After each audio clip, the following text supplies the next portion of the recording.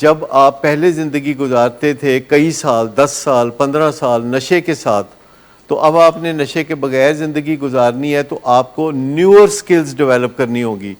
آپ کو جو کانفیڈنس نشہ دیتا تھا، آپ کو پتہ ہے کہ نشہ لوگوں کو کانفیڈنس دیتا ہے.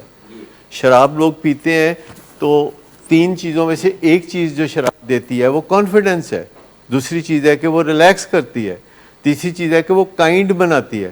لیکن جب شراب کی بیماری آتی ہے تو نہ کانفیڈنس رہتا ہے، نہ ریلیکسیشن رہتی ہے، اور نہ ہی بندہ کائنڈ رہتا ہے، اور نہ ہی وہ کانفیڈنٹ رہتا ہے.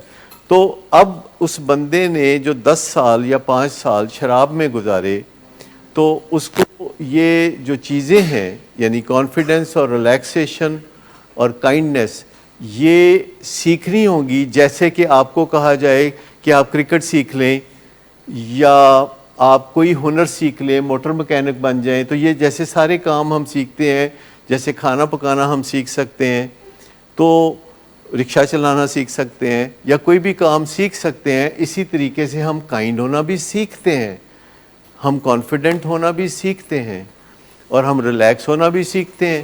خود سے نہیں آتی. وہ جو چیزیں سیکھنے کی ہوتی ہیں جسے اسٹرکچرڈ لرننگ کہا جاتا ہے، اور یہ کوئی ایک چیز نہیں ہوتی جو آپ کو نشے سے نجات دیتی ہے. یہ سینکڑوں چیزیں ہیں جو یہاں آپ کو بتائی جاتی ہیں. کوئی ایک نسخہ کیمیا نہیں ہے.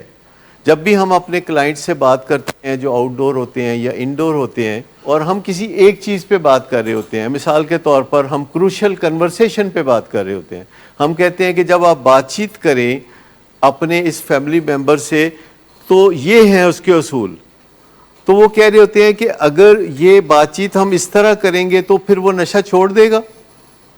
تو ہم کہتے ہیں نہیں، کروشل کنورسیشن ایک مسالہ ہے، پھر اور مسالہ جات بھی ہیں، ان کے اوپر بھی آپ نے کام کرنا ہے.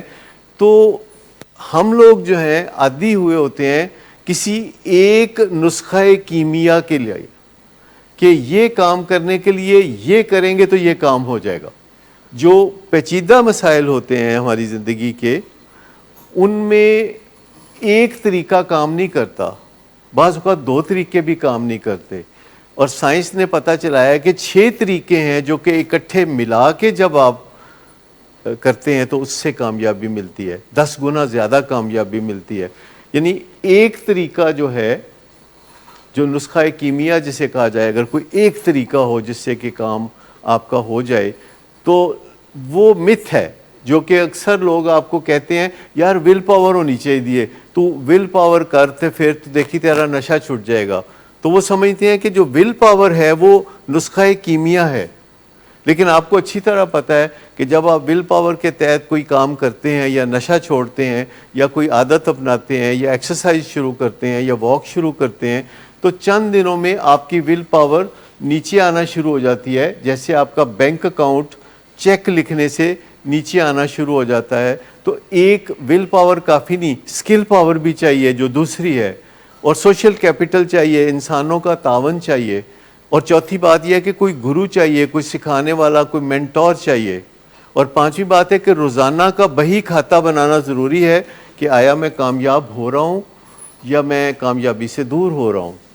اور پھر نان لیونگ چیزوں سے بھی فائدہ اٹھانے کی ضرورت ہے، جیسے کہ گوگل سے یا یوٹیوب سے یا کوئی کتاب پڑھنے سے آپ کو پتہ چل جائے گا جو کہ نان لیونگ چیز ہے کہ کیسے کوئی کام کرتے ہیں.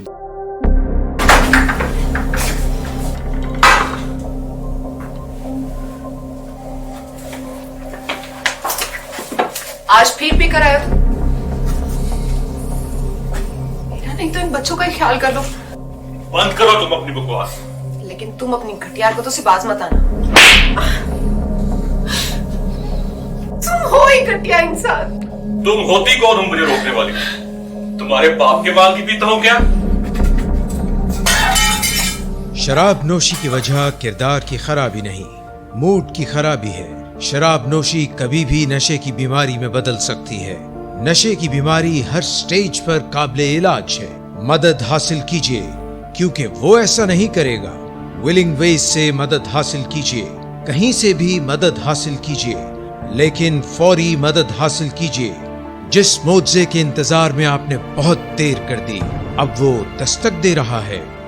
मदद हासिल कीजिए, मदद हासिल कीजिए, मदद हासिल कीजिए।